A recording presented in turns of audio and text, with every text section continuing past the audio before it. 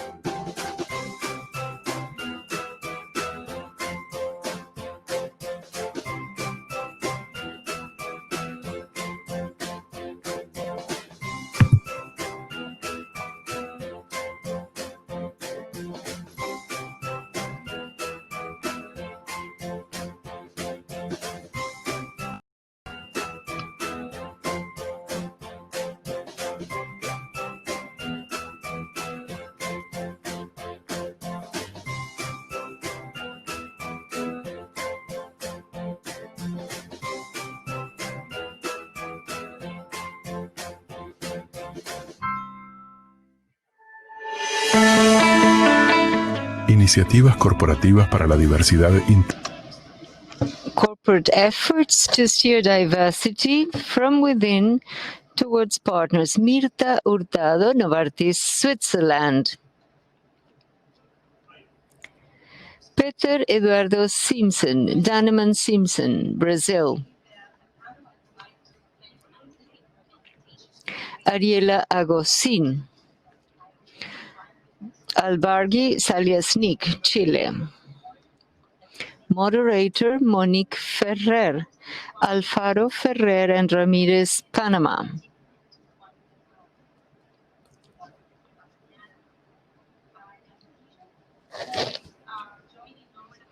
Good afternoon, dear colleagues and friends of ACP. This afternoon, we'll talk about internal and external corporate efforts for diversity. Let me welcome you all, and let me thank ACP for allowing me to be part of this panel. Special thanks to Myrtha, Peter, and Ariela for joining us today.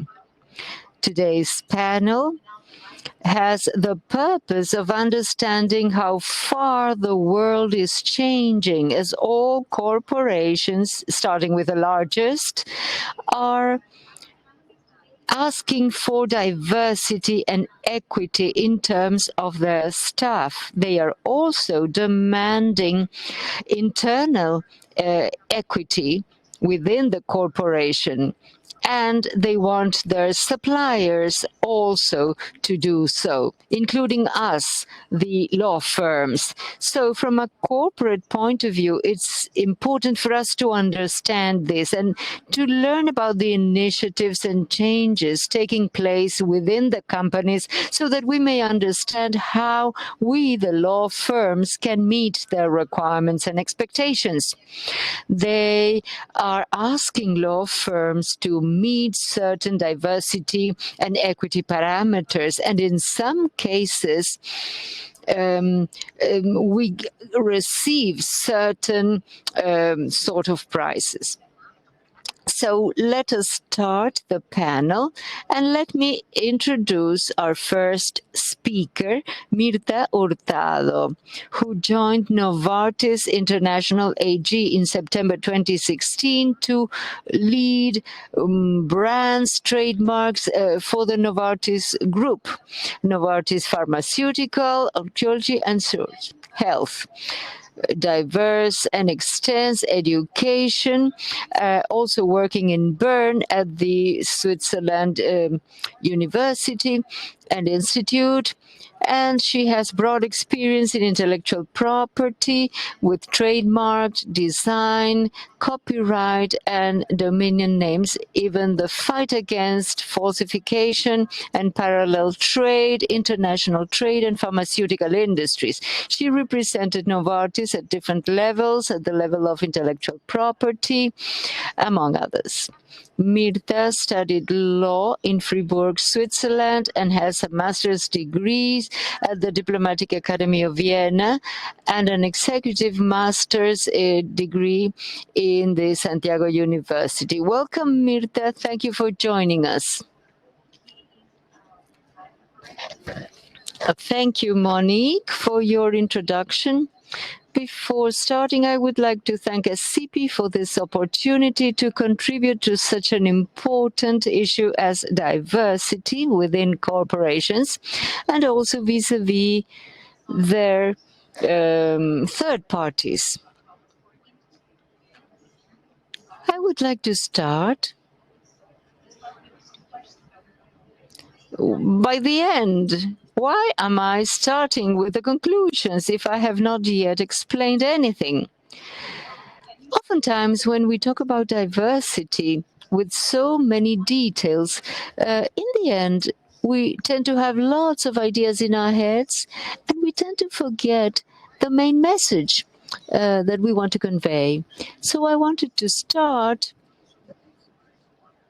with my conclusions, and then I will develop the main ideas that underpin my conclusions.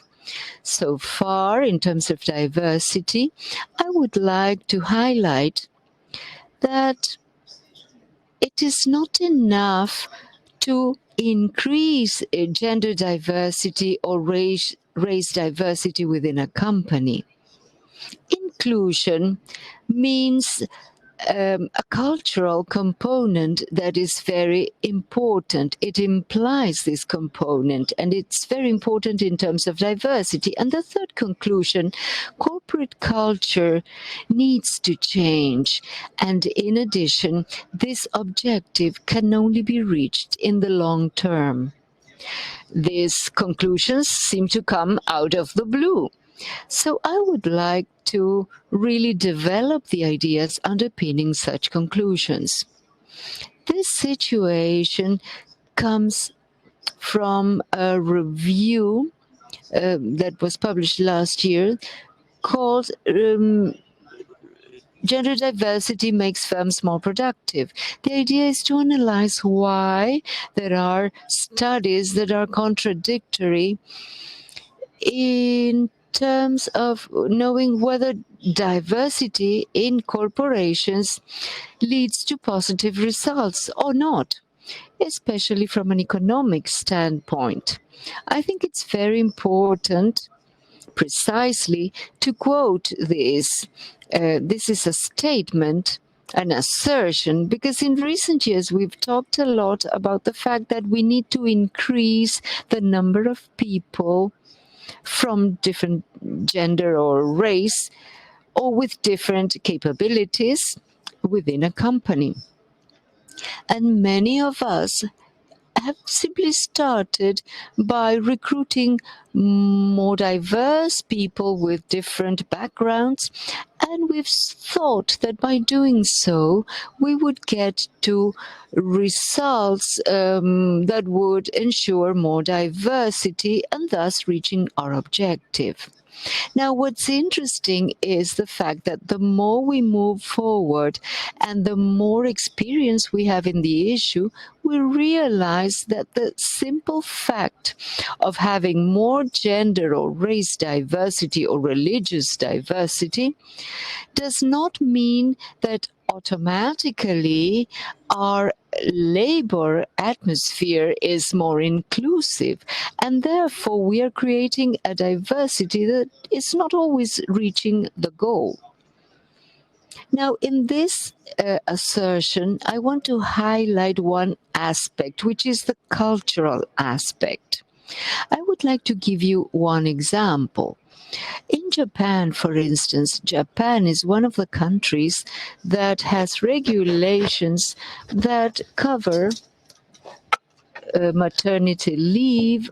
They anticipate that parents can take their time when a child is born. Maybe this is one of the most long-lasting periods, but so far, many parents do not take this option. The reason is that the Japanese culture, despite the fact that regulations and laws are very progressive, the Japanese culture is very conservative, with roles that are clearly defined for parents, and the role for doing that is basically in the hands of mothers.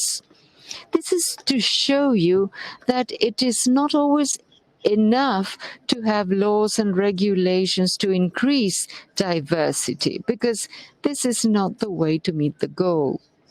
Likewise, we see that in other countries that already have a more responsive culture in terms of the roles played by father and mother, or the fact that in these countries women have a more accepted role in labor markets, we realize that in such countries, diversity measures being fostered in terms of gender equity and in terms of racial diversity are better received, and therefore, yes, we see positive results. What I mean by this is that insofar as we work in companies where we only take steps in a regulatory manner, or internal guidelines or decisions that compel us to have diverse teams, does not translate necessarily in the fact that our corporation is more inclusive, truly more inclusive, that we may reach this other level of collaboration.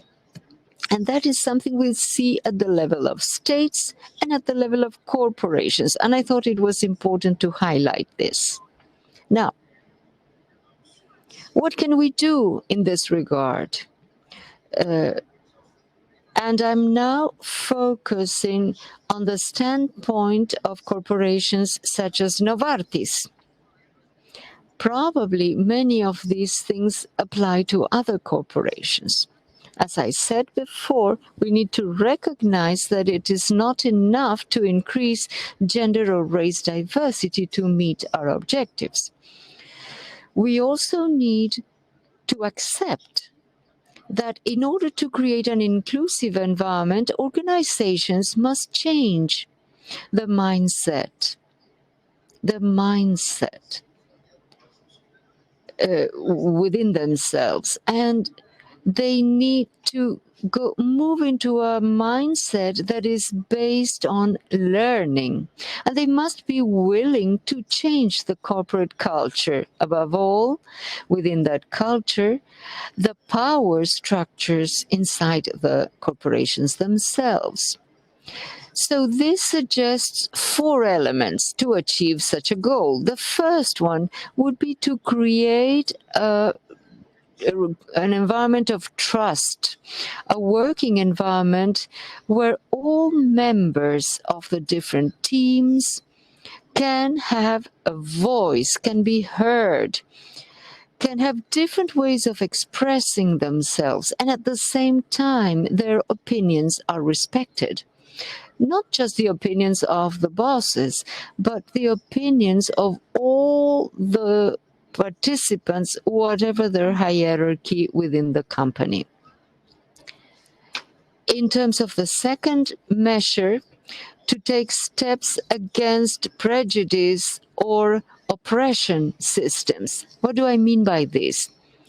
There has to be a visible suite of measures inside the corporation to prevent having structures that lead to prejudice or stereotypes or differentiation or abuse or oppression. This has to be something visible, not just measures that are taken and not respected.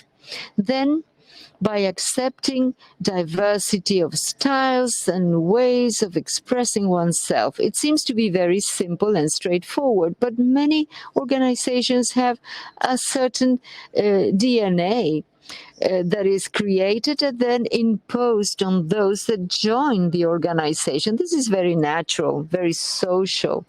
This happens.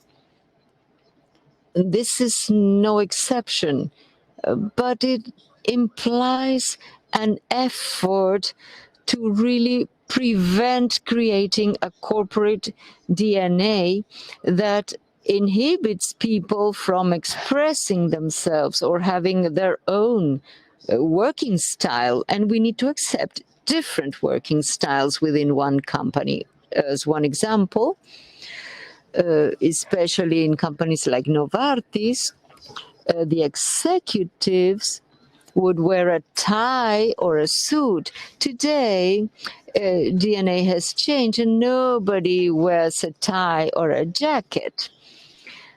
It's not because our CEO is informal or casual.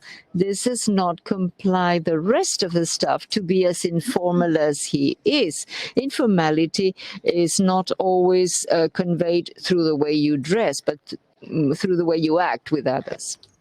The last point is to make use of the knowledge each individual has. This knowledge not only based on the studies or on the working experience, but also based on the experience and knowledge each individual has based on their gender, their origin, and socially, because this will lead to better results. And I think that precisely it is those elements that will contribute to defining the best way to achieving the objectives of the business in terms of diversity. Now, in the past 5 years, we have seen that diversity is now in fashion. Everyone is speaking about diversity. Everyone is trying to do something about this. And once again, here, I wanted to share with you this quote from another article of the Harvard Business Review of the month of November. It stated that increasing numbers, it reinforces, once again, that there are higher numbers in terms of diversity, not necessarily leads to benefits. I was telling you that if it wouldn't be enough to have more women or people from different backgrounds or people from different races, what do we have to do? Once we have started to promoting access of women, to have better representation of women, to have a greater diversity, if that is not enough, what should we do? And precisely this is closely linked to this change and to the outcomes of diversity, which also leads to inclusion. We really have to change the corporate culture. So, which I would like to mention a couple of elements that might be helpful to understand the type of cultural change that has to take place in order to achieve real diversity. Here, for example, I would like to highlight the top-down, namely to directing the company top-down compared to the concept that the change has started from each individual. With that, I wish to say that it is not enough. For example, in Novartis, they said, well, let us become diverse, let us become inclusive, and that should become a regulation for the company, and that happens overnight.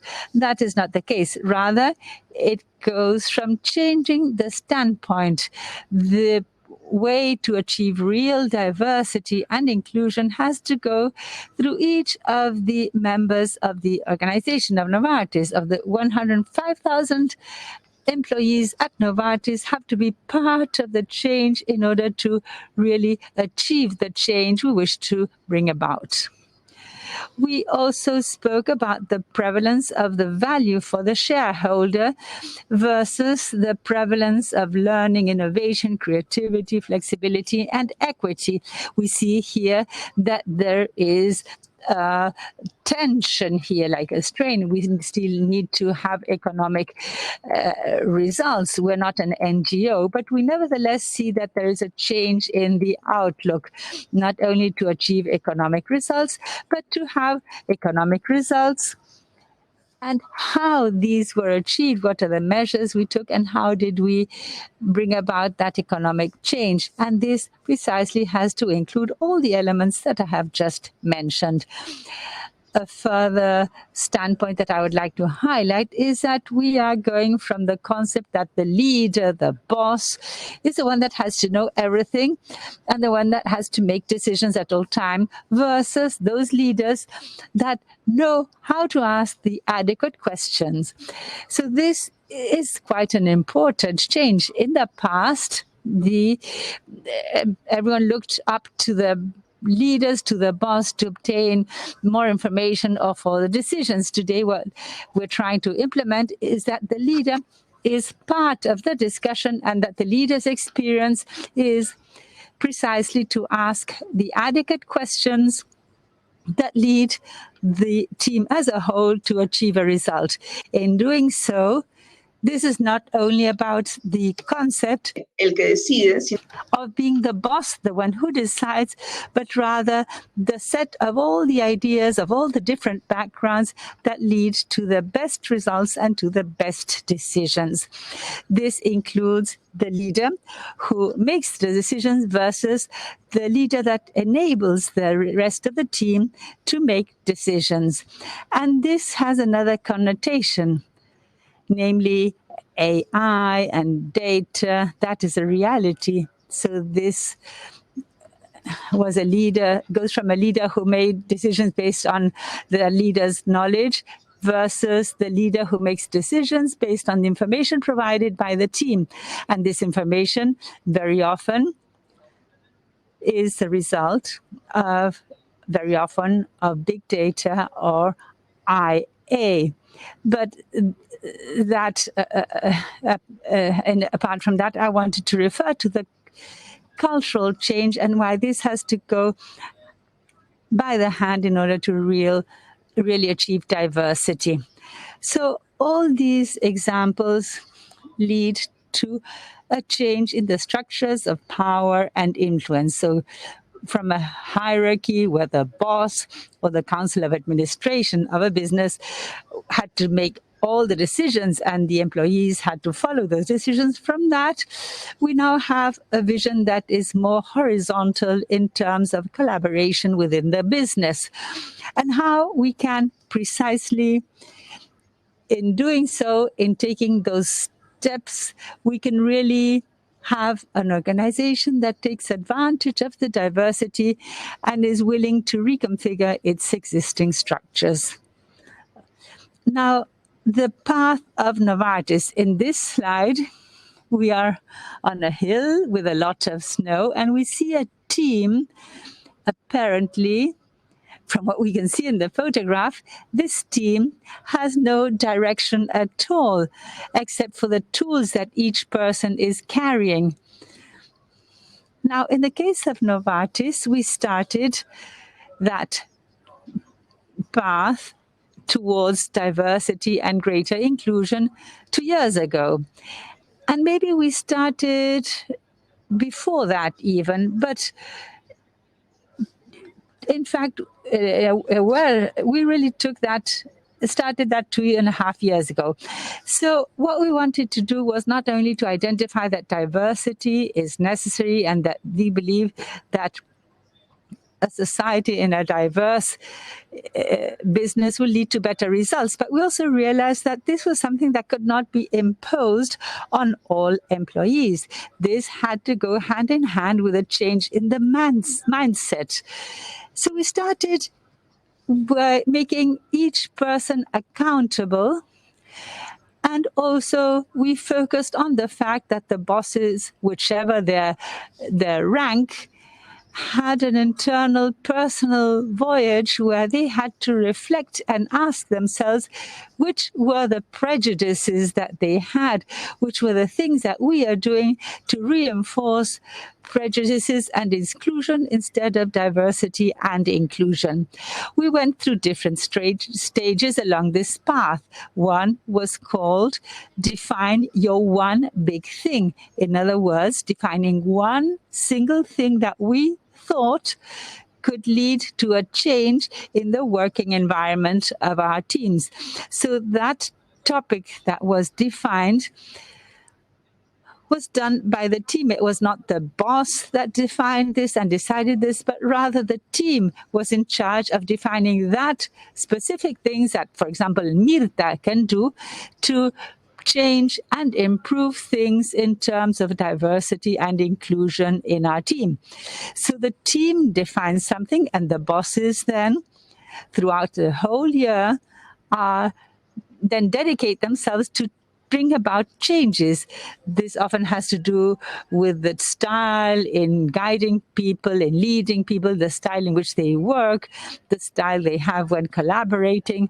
So there, it was about a path that was carried out with human resources, where we had a mirror. There was an ongoing feedback from the team based on the measures that were decided. So side by side with that, we went with the project called Unbossed, without a boss, to work as if we didn't have a boss. And this was precisely to view the boss as the individual who provides the guidelines, and going over to a type of individual who will be held accountable and will be able to do things independently. And the relationship with the boss becomes a relationship of exchanging ideas and of holding conversations, rather than a clear hierarchy that leads to decisions that are bilateral. So all those parts and elements of the path that we embarked on are part of a much greater strategy. And we have a group internally that does physical measures of diversity. And how this is driven at the time of recruitment. So, or also when people are promoted in the company in Novartis, for which we have very clear guidelines as to how this should occur. But before I run out of time, I would like to speak about the external aspects. Regarding external diversity at Novartis, we are convinced that the corporate culture includes an external aspect, because whatever we do internally is something that we also wish to achieve with our stakeholders. In the case of intellectual property, one of the major partners we have are the law firms. Our expectations regarding the law firms are very high. Last year, at the presentation of a CIPE, more or less at this time of the year, I was telling you that Novartis, together with other multinational corporations, had created a memorandum of understanding that confirmed that we would no longer be working with businesses that did not have gender or race diversity. This is something that is being implemented. So we are now checking that with all the law firms who work with us, more than 360 law firms. This is only for trademarks. Imagine if we take into account all legal issues and trademarks and so on. So we are taking measures in that sense, rather, in other words, to check that they are diverse firms. And in the introduction, I mentioned that when giving work to new law firms, we conduct a detailed analysis of what is the diversity and inclusion they have in that law firm. We are convinced that there has to be an alignment with what we do internally and what we do with the people we work with externally. Our team contains specific guidelines for working with people we outsource or we hire. And our compliance team also forced us to do so. We also made the decision that this concept of diversity and inclusion has to be set in the framework of what we call corporate social responsibility, which is a very important topic and has a lot to do with the reputation of the businesses, and in fact leads to many, many benefits.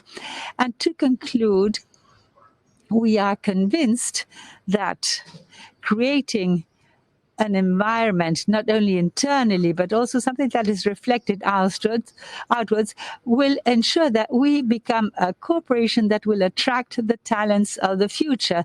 The millennials, the younger generations value a lot the social aspects, the labor aspects, and many other aspects much more than what we did. And we have to make sure that we convey an image and that we have a solid strategy of diversity and inclusion. This is very important so that these people continue to wish to work for Novartis.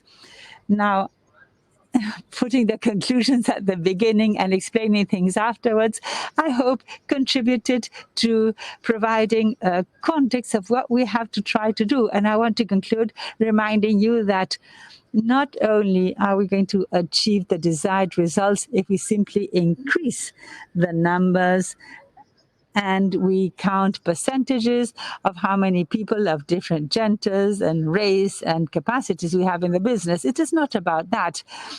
This does not automatically lead to the desired results, but we have to really put ourselves in that situation where we wish to comply with and change the corporate culture and particularly the power systems within our organizations.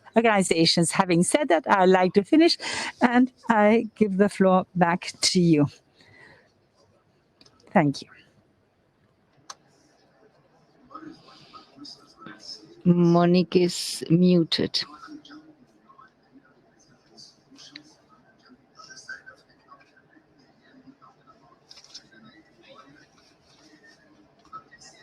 Thank you, Myrtha, for your presentation.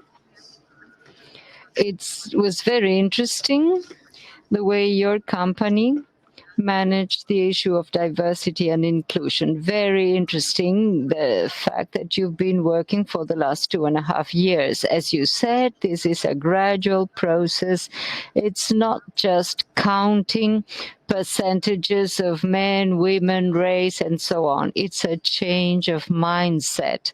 And this helps us in the law firms to understand that same as there are changes inside the corporations, you seek such changes at the level of your suppliers or your lawyers elsewhere. So this helps us to adapt to such changes and not stay behind. It would be very sad to have an excellent law firm with well-prepared professionals not to meet your parameters in terms of inclusion, equity, and diversity. So that is important to bear in mind. Thank you once again, Myrtha. Now we'll introduce our next speaker, Ariela Agosin from Albagli Zaliasnik in Chile. She's a senior partner at the Albagli Zaliasnik law firm dealing with intellectual property, civil issues, arbitration, and free competition. At the same time, she is present in the group of intellectual property of Albagli Zaliasnik. She has broad experience in international law, including areas of unfair competition, antitrust legislation, and so on. She supervises disputes related to trademark, copyright, information technology, licenses, and other issues. She includes in her expertise protection of trademark and the complex procedures of pharmaceutical industries regarding patents. She has successfully represented transnational customers, among them Abbott, Etex Group, Netflix, Sandoz, and Walmart. Year after year, she was highlighted as one of the best lawyers in that field. Chambers and Partners, Benchmark Litigation, Best Lawyers, I Am Patent 1000, and Managing ID regularly distinguish her outstanding work. Ariela is among the 25th best litigation lawyers in Latin America. For the year 2020, in the Best Lawyer publication, she was recognized as the best lawyer in Chile in terms of intellectual property. She was qualified as level 1 in intellectual property right by Chambers and Partners. She is a lawyer, graduated from the University of Chile, and holds a master's degree from St. Thomas University in Florida. She was president for the Americas for Gala.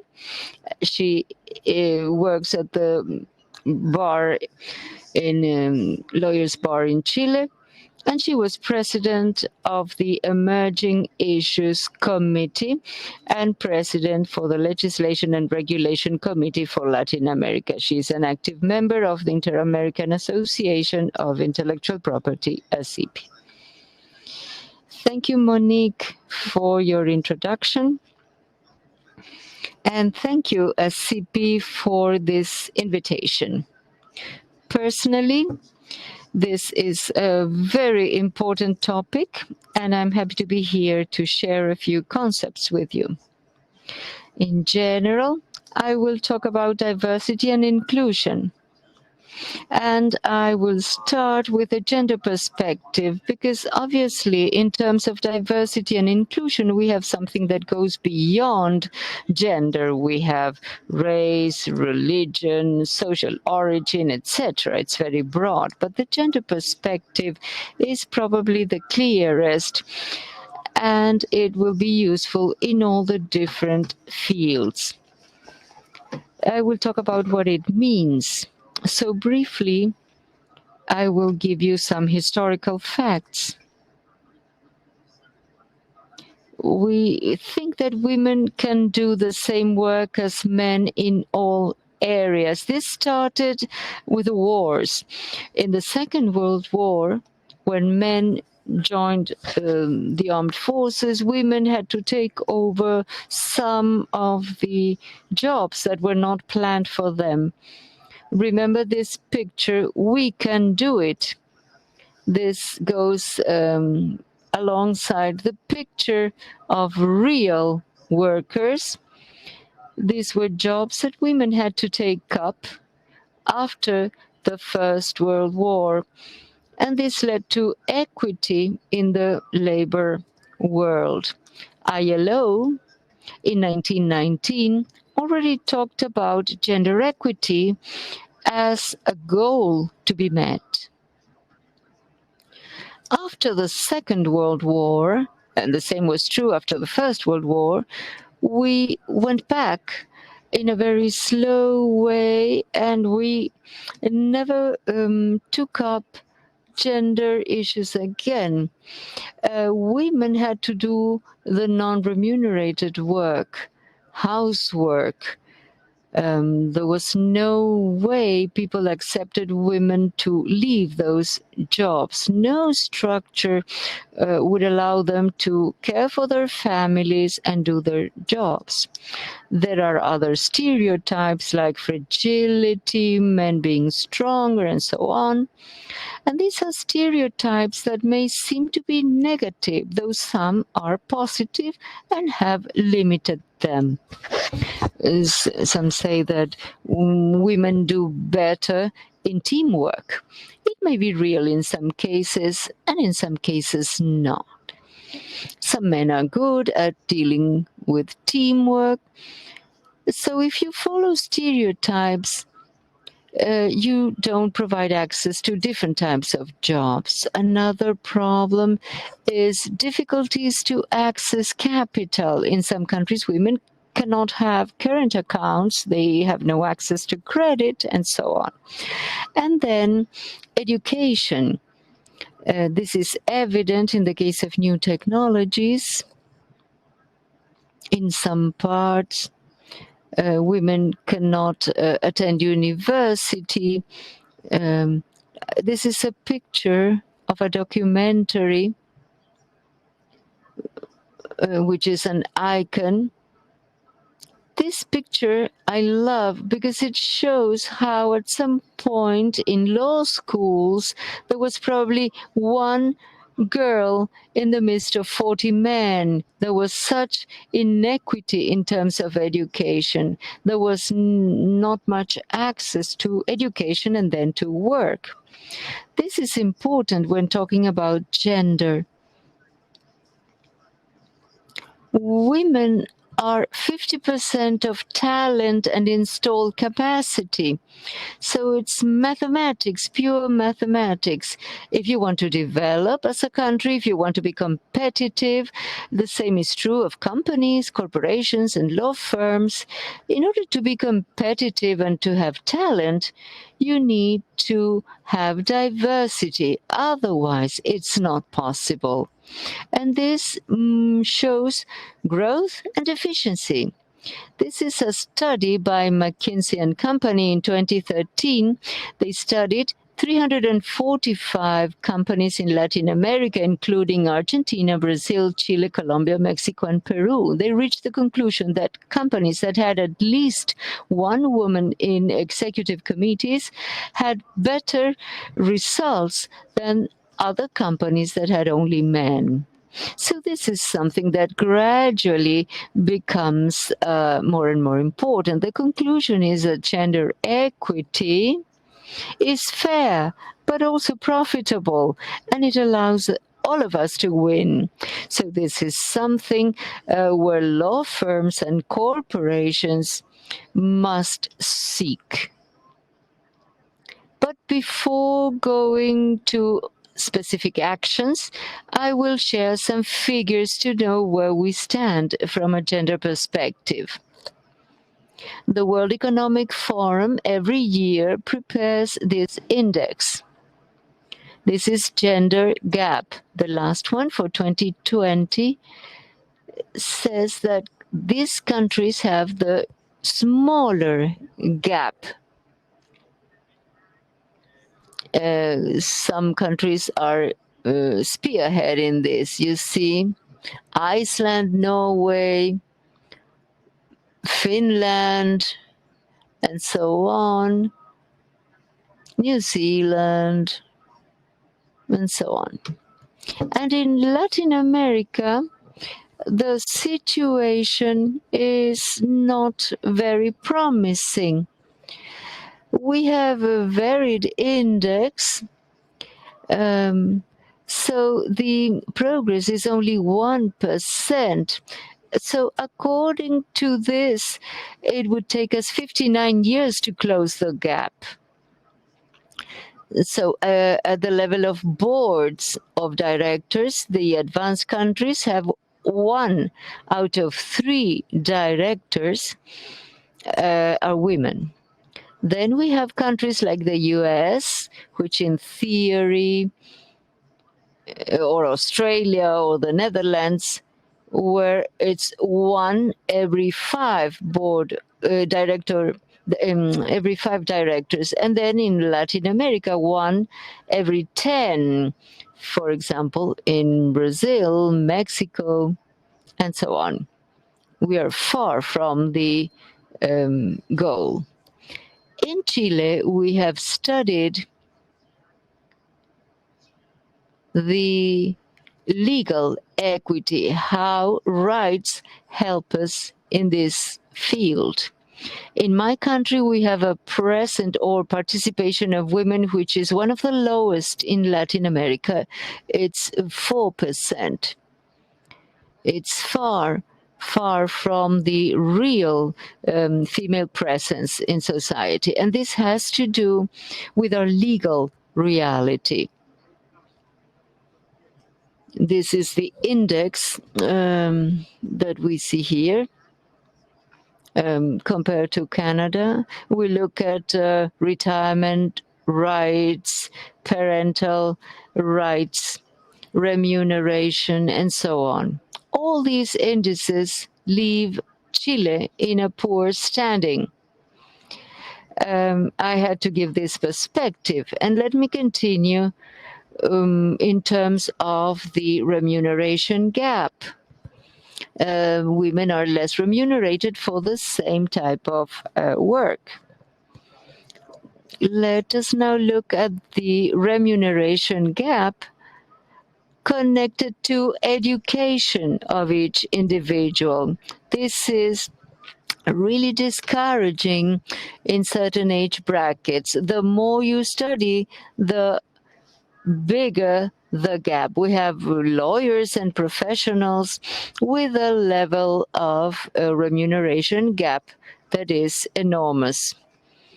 Now, between 15 and 29 years of age, the more education, the less the gap. Here we see that women do better. And this has to do with maternity, family, and the gap narrows in the case of people over 55. So it probably has to do with the age where we have our reproduction period. Some people don't like to talk about that, but it has its impact.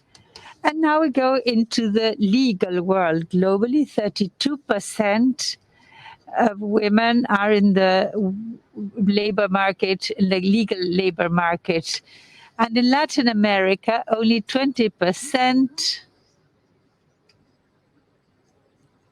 are partners, women partners, which is quite a limited percentage. In Chile, we conducted a study recently with more than 300 law firms in the country, and we saw that things have evolved in a which is cause for concern. 55% of all law students are women. 51% of the graduated lawyers are men. So there is a difference there already. And in terms of the partners, 57% are men. So the percentage increases, the gap increases. And to become partners, only 11% are women. This is a reality, which is what we call the crystal ceiling. And this is a definition of the Federal Commission of the crystal ceiling of the Department of Labor in the United States. Is defined as a set of invisible barriers that prevent women of accessing higher levels in the corporate ladder, regardless of the qualifications and achievements. And these are invisible because no law firm, no corporation states that women cannot become partners, cannot become part of the board. No law firm says they prefer men compared to women. There is no clarity, there is no transparency. Nevertheless, this exists. This is clearly seen in the numbers. Here we see two things. One has to do with gender, but another has to do with diversity. One has to do with the infrastructure. This is also applicable to diversity in general. In terms of gender, flexibility of a timetable, places where women can breastfeed, and facilities for parental rights. Ruth Bader Ginsburg said that women will be really equal when men share with them the responsibility of the upbringing of the future generation. So we really have to have more parental rights so that we as women have better working conditions if we also wish to raise a family. In the study, we added a postnatal option for men and women. They have the same rights. Men have the same rights as women in terms of flexibility to go to the doctor and so on. This can also be applied to other types of diversity. If we should have people who have special skills or differences, the infrastructure in our offices should allow people to really have access in terms of mobility. So the infrastructure is very important. So we add this to gender. Then we have the quotas issue. This is quite controversial, but we have seen that this is a very effective and efficient way of breaking that crystal ceiling, but can also be used for other things. In Chile recently, we decided as a country that the Constitutional Commission was going to have gender equity. This was discussed intensively, but now quotas were defined for the original people. As a result, we have been able to break the structures. Recently, the bar allowed women for the first time to have allowed for the first time to have a variety in the elections and diversity, at least in terms of gender. And the first chair of this council was a woman for the first time ever. In the past, there had been one in the past, I'm sorry. So quotas are debatable, but nevertheless contribute to breaking this ceiling. We have also applied in the firm clear solutions, real solutions to overcome discrimination and harassment. We need to have regulations and clearly defined policies. In our firm, when new lawyers arrive, we give them a manual. This manual explains the diversity policy. This allows them to be aware that these are rights that are protected.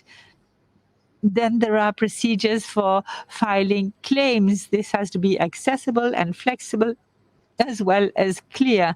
We have a committee on diversity and inclusion. So it is made up of different members, lawyers, non-lawyers, and so on. So this provides the necessary flexibility, and people can address any of the members of this diversity and inclusion committee. And as I said, although this was originally conceived for gender, we were quite surprised because one of the first things we saw and we discussed at this committee did not have to do with gender, but with people from other countries who felt they were discriminated against. So we realized that this was something that had to be tackled. And then we also have a solution with models to be followed, to be imitated. Another one is dissemination and teaching. We organized a workshop. And this is not only about imposing things and saying, well, let us hire more diverse people. We have to bring about a cultural change. In order to achieve this, we have to take certain actions that have to do with workshops, with education, with providing a space for people. We organized this workshop, which are the unconscious biases. People say, well, I don't discriminate against anyone. I have nothing against people with different sexual orientation. I don't discriminate against any race or religion or age, because with this workshop, we all realized that we did have our biases, and it is important to acknowledge these biases and then to try and overcome this. This is very interesting. We also realized that we have to provide space for pro bono. Recently, a law firm was named the Firm of the Year as a result of a case that had to do homoparental adoption, and this was done pro bono. But this also showed to the entire firm that we believe in the cause of diversity, and we provide a space for those lawyers who wish to be part of this cause and to fight for this cause. We distributed materials related to these topics, and we also try to provide time to participate in conferences such as this for people who wish to learn more about this topic. Another thing has to do with working on the internal policies for providers. Falabella is an important firm that hires legal services, and they said they won't hire the services of law firms that don't have at least one women partner. So we try to work together with our partners and with scientists and other people. I have to deal with many providers because of my work, and we also have to be diverse in that sense. Then we have to measure results. So we really have to see how we advance. Otherwise, we don't know how we are progressing. So all the things we have been referring to, as I said, can be applied to diversity in general. All these issues have been expanding and contribute to becoming more productive and more efficient in all senses, provided we apply clear policies and all issues related to this, being more diverse when hiring people and respecting the work of everyone in our day-to-day work. This is what I wanted to share with you. Thank you very much for your time, and I give back the floor to Monique. Thank you very much for your presentation, Ariela, and I take home many concepts from what you have said. When we speak about diversity and about equity, we are not only speaking about gender, men and women, of having to have the same amount of men and women, but you also mentioned that one of the first issues that came up in the committee was another type of thing that goes beyond gender. So I think this is very important, and also to understand that diversity, inclusion, and equity is not only same numbers of men and women and equal rights. Of course, that is very important, but it goes beyond that. This is about religion, races, cultures, and backgrounds, whether different countries or ages. This also has a strong influence on diversity. So you have to be able to hire different people, and not just because they have a given age. So it's very important to take those things into account. It's not only gender equity, but this is also including diversity in many different aspects. So we have to create this mindset. We have to change the prejudices that are ingrained in our DNA, in the sense of having prejudices against other human beings. So thank you very much. And having said that, I'd like to welcome the last members of the last panelists.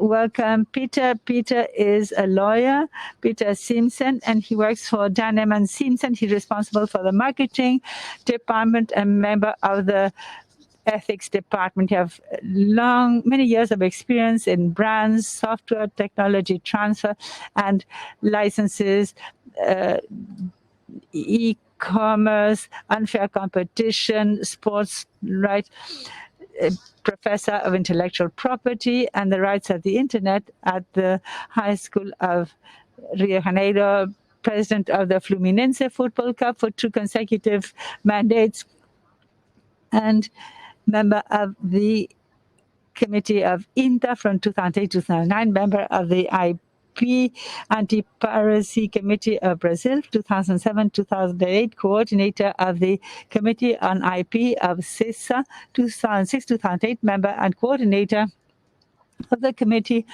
of Intellectual Property Rights of CISA, Vice President of Legal Affairs of the Fluminense Football Club until 2004, member and former Vice Coordinator of the Internet Committee of APPI, member of the Legislation Committee for Latin America of INTA from 1999 to 2000, former Professor of ABAPI, in the course of the Intellectual Property Agents, co-coordinator of the Commission for the Sport of API, and has worked on international litigations of intellectual property, which is a book published in 1999, comments on IP, and many publications. Thank you very much, Peter, for joining us. You have the floor.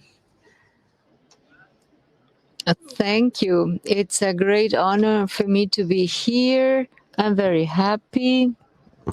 It's very special because my sister is now the chair of CIPI, which is a great honor for me and the family. We are very happy.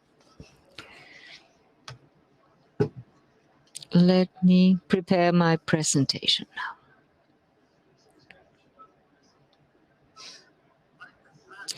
I will first of all say that I love this theme.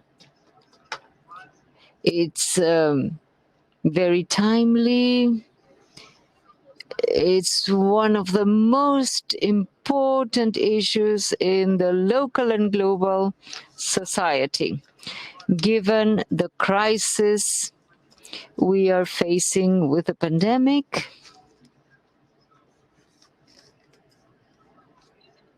given the pandemic,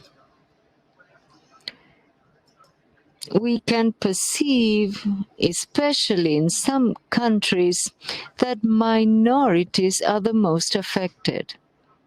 However, this work is not just for developed countries. This is a job that should involve all the countries because the economic difference oftentimes is based or structured around the problem of minorities. These minorities many times have no access to quality education, and therefore they are not able to respond to market opportunities as others would. If we take into account that this topic today, as other presentations mentioned, this is not just a matter of one gender or one race.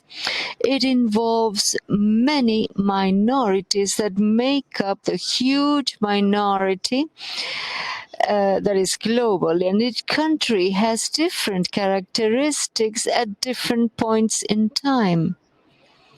Of course, I live in Brazil, my law firm is in Brazil, and we take the reference of what we need to do in Brazil. For us, it is not just a question of generating new opportunities or employment for these people. It's not just a matter of dealing with our clients. This is the time for transforming the society as a whole. I think this is the first impact. This is what really underpins the whole movement, the whole change that we see in Brazil. In Brazil, in my personal vision, the main problem is education, especially basic public education that does not prepare the minorities to really respond to market opportunities. Considering the situation today, I think that when we talk about pandemic, there are many difficulties, many challenges to be overcome, but also there are opportunities. Given the growth of the mass media and social media, the topic is very broad, and we have more people involved in discussions and dialogues. Thinking about corporations, there are many, many groups of CEOs of multinationals and many companies that are working hard in this field because the difference is enormous. The work they are doing is fundamental, but they still have a long way to go before we reach a situation of balance, of minimum balance, reasonable balance in order to have a society that is more balanced. If we think of Brazil, Brazil is very interesting. It has its own problems. Of course, we have gender issues that are important. We have sexual orientation issues that are very important. But in Brazil, we have a high percentage of inequality. Brazil is a country where most of the population is black. The majority is black. The lowest social classes are black.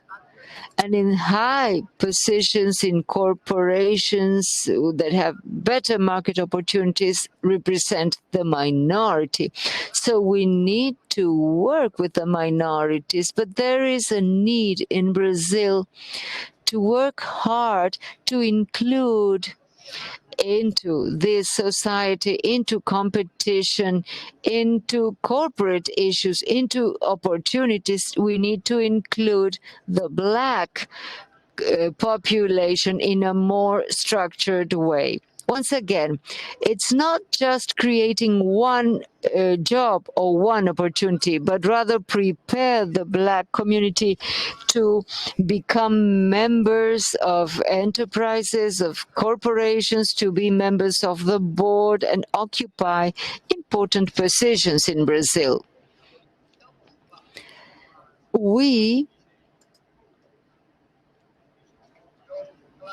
It's obvious here.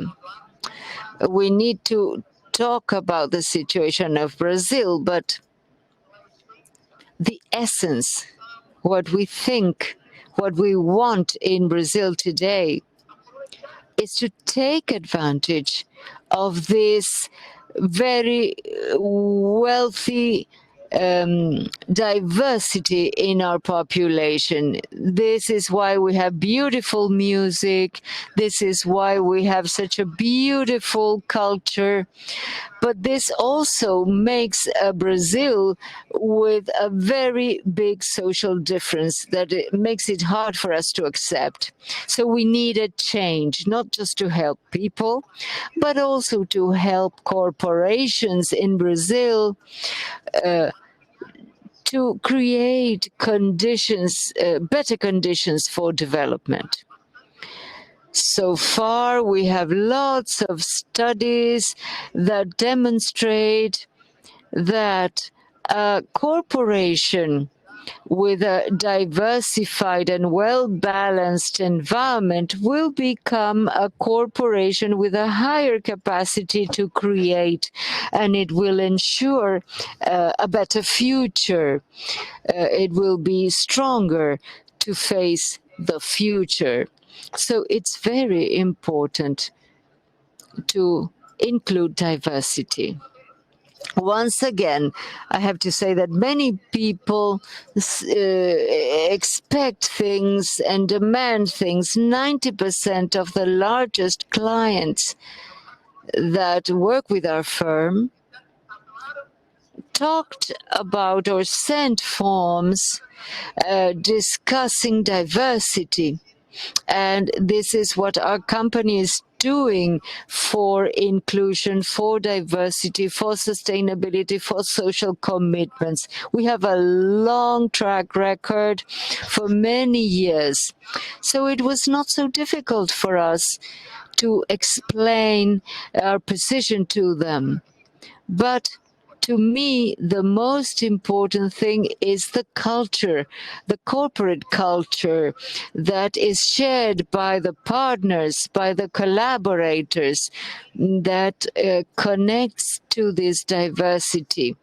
The most important thing in this case is to change society, to advance society.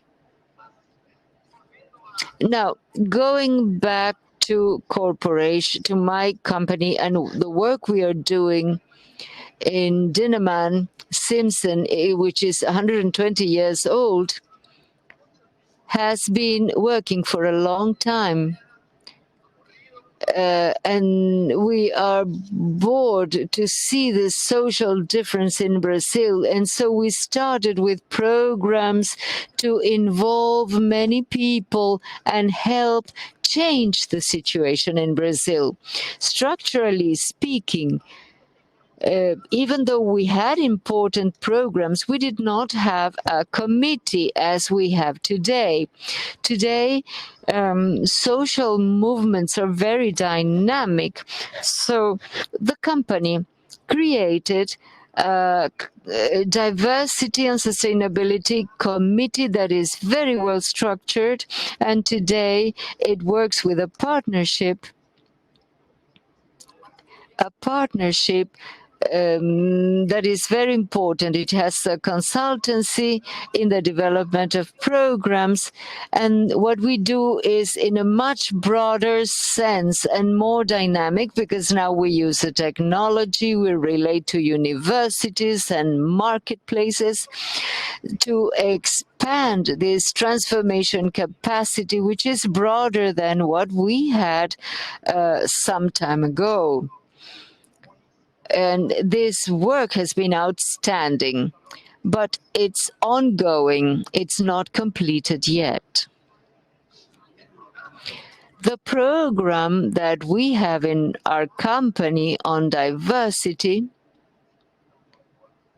I'm going to show you this, which is more important.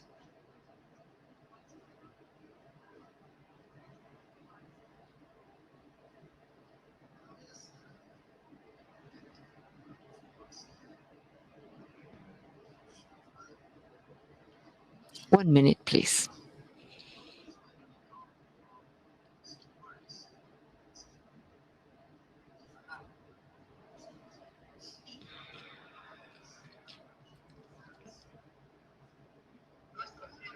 Our company,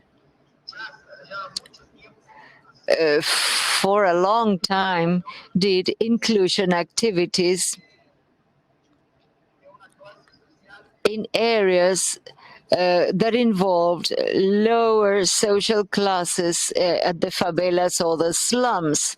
Our office has had an ongoing program for 20 years to hire young people.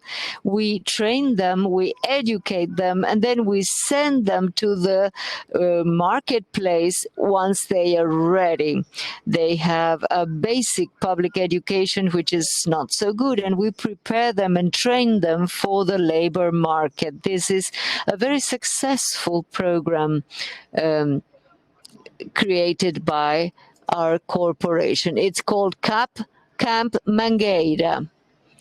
And we are extremely satisfied and happy. It's quite old, it's 20 years old, and this is part of the culture we already had in the company. But not just the Campangueira program is important. Our company has a tradition in terms of gender, especially in the case of women. We have a high number of partners who are members of the board of directors. They are a very strong group in our office. We also have partners and members with disabilities, and they work with us, and they are very competent, and they produce well, and they have been included. We also have sexual orientation, which is not an issue with our company. We have members and partners with different sexual orientations, and we all work together very efficiently. Now, all of this, which we already had as part of our culture, was not enough,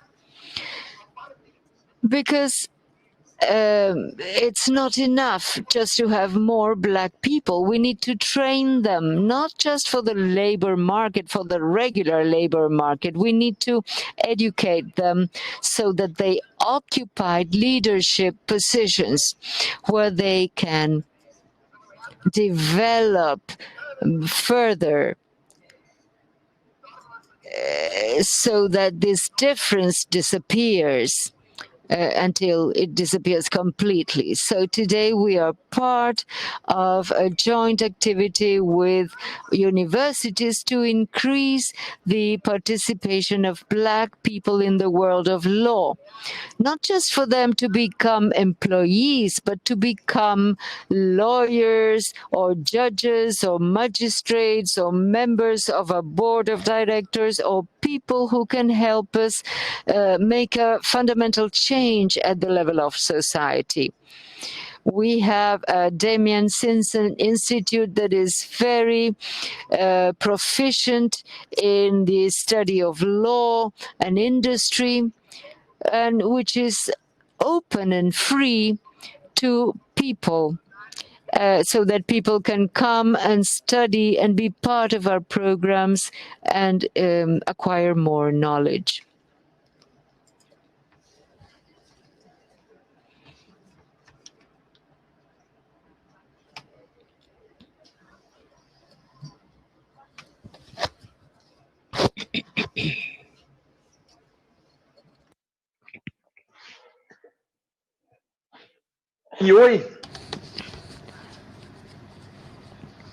And today we are very often questioned what, and we are asked why we don't have Black people in the firm.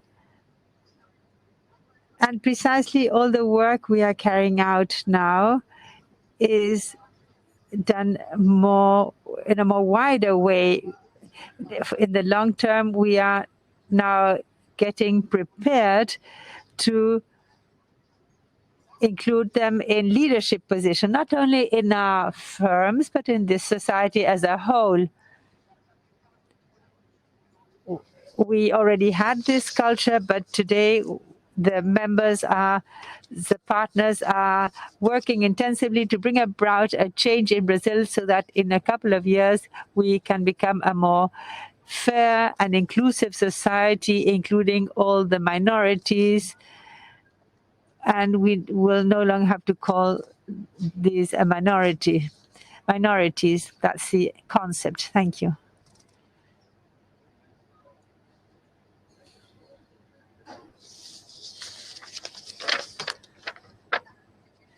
Thank you, Peter, for your presentation.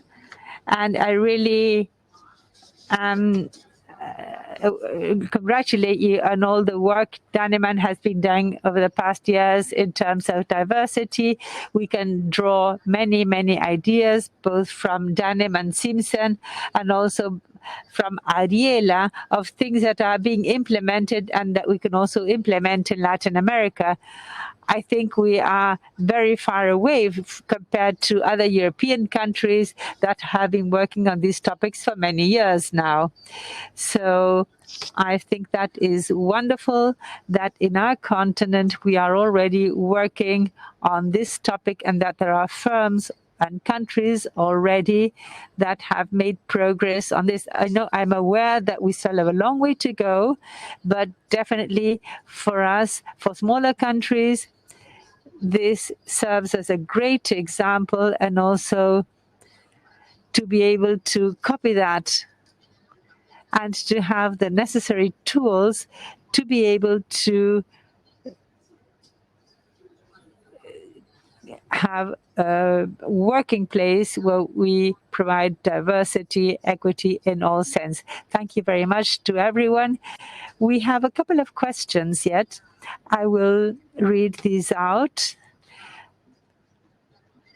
The first question is, what criterion is the diversity and inclusion assessment made up that you do in Novartis? The question is by Alexandra Durel. I think that the question has to do with the law firms, because evidently we have third parties or outsourced businesses. There are a series of criteria, it's not just one single criterion, but what we verified is quite similar to what the previous speakers mentioned, namely how many people are members of the council, the nationality and the background of these people. But above all, when we look for lawyers specialized on a certain topic, for example, parallel imports or a very specific litigation or lawsuit, when we study these things, the first thing we do is to conduct an analysis during the interview. We don't have a catalog of questions.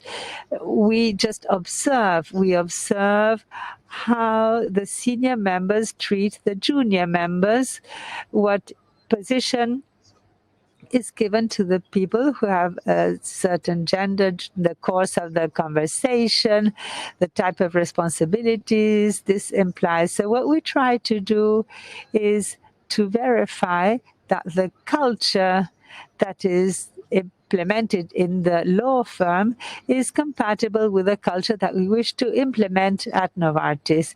So we have objectives, for example, being a member of the Council of Administration. These are the easier ones. And TOE, the terms of engagement, are based on diversity and inclusion. But the most important test is when we speak directly with the teams that are going to be working on specific cases or with Novartis's portfolio. And we realize that there are some law firms that still have not implemented criteria of diversity and inclusion that are reflected in a change of the mindset as to how they manage their partners in the firm. For example, the time is not provided for the person to introduce themselves and to incorporate the younger partners or members into the discussion. It is the partners of the firm that lead the conversation, but they are not the ones who will be working on the cases. So the idea is that the conversation should be held by the individuals that will be working on the case. So these firms really try to include all their members regardless of the role they have in the firm, and they try to do this in an equitable way. I hope I think this might seem a bit abstract, but I can assure you that it is quite appropriate because this allows us to have a clear idea of how these firms work. Thank you, Myrtha. Ariela, I have a question for you from Margarita Romero from Ecuador. How can we empower women who, after getting married or after becoming a mother, they don't have such good access to becoming partners? How can we overcome these barriers that are so ingrained in our society? Yes, this is a very important topic. As you can see in the firms, in the studies that are carried out, there has been a decrease from associate, senior associate, and partner. So inevitably, this coincides with the moment women start having children. Nowadays, we see women who decide not to have children, but this has to be a decision they make on their own will. But how do we tackle this issue? Well, there are many things that we can do. The first thing is to empower women, showing them that it is possible to to make the two things compatible. We have to allow them to overcome the blame they feel. Those of us who have gone through these stages can explain this to the other women.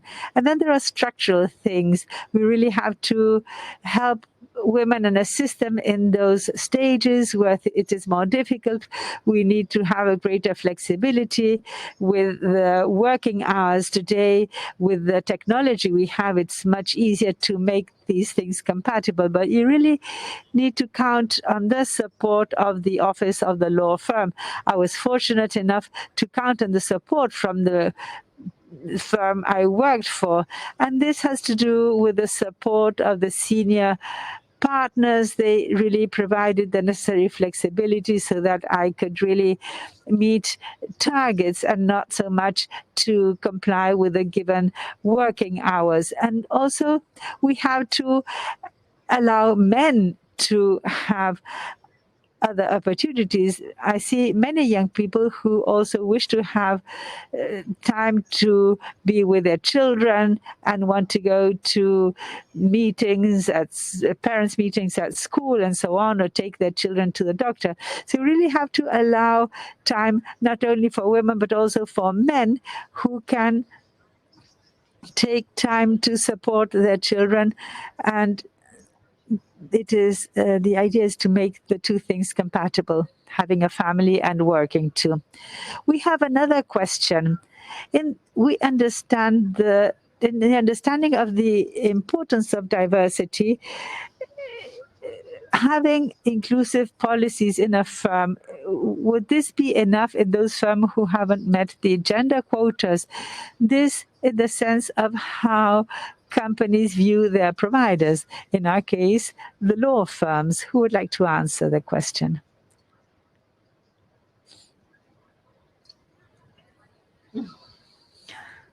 What was the first part of the question? In the understanding the importance of diversity, focusing on inclusive policies and diversity, would this be enough for those firms that haven't been able to meet their gender quotas? This in the sense of how companies view their providers.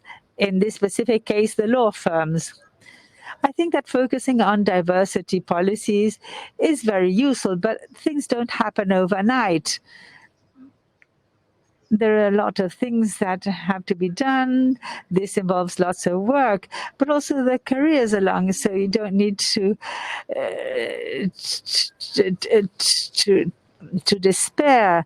But at least in terms of diversity, we think that I think in the long term this will be successful, not only in terms of gender diversity, but diversity in general. And now the last question, because we are running out of time. These were excellent presentations. Do you feel that demographically there are some countries that are at a more advanced stage and others not so much regarding diversity? In the case of answering yes, the question is by Victoria Fox from Uruguay. My vision is that this is also an economic problem. The firms that have a greater economic possibility can also, the countries that have a greater, the countries that are richer have greater opportunities to implement such policies of diversity and inclusion. Countries that are poorer don't have so many opportunities to implement these desired policies. I think we have seconds. Would anyone like to add something? Yes. Regarding that question, definitely, I agree with Peter, but I would also like to remind you that in the indigenous cultures, in the tribal cultures that have very limited economic resources, the problem is not so about diversity and inclusion, because the roles are distributed in a different way. Therefore, the role of women in many of these tribes and in many of these indigenous populations even have a more important role than men. So although Peter might be quite right in the sense that there is a direct relationship between poverty, or rather the lack of education, this is also a cultural issue. Once again,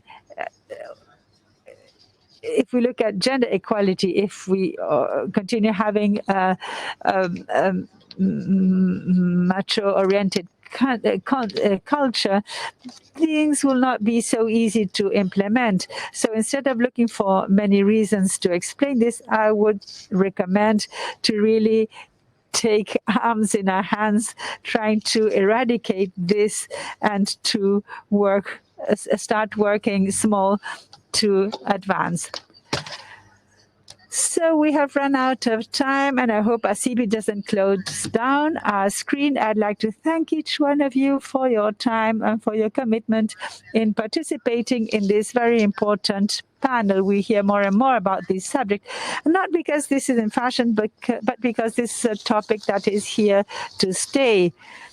So all companies will need to advance in that direction to review their diversity and gender policies, age, culture, backgrounds, and also sexual orientation. So I hope that all those who followed this panel found it useful, and you can take home many interesting ideas and see how you can apply this in your working place in order to have a more diverse atmosphere. Thank you very much, ACP, and thank you everyone for participating. Enjoy your afternoon. Gracias.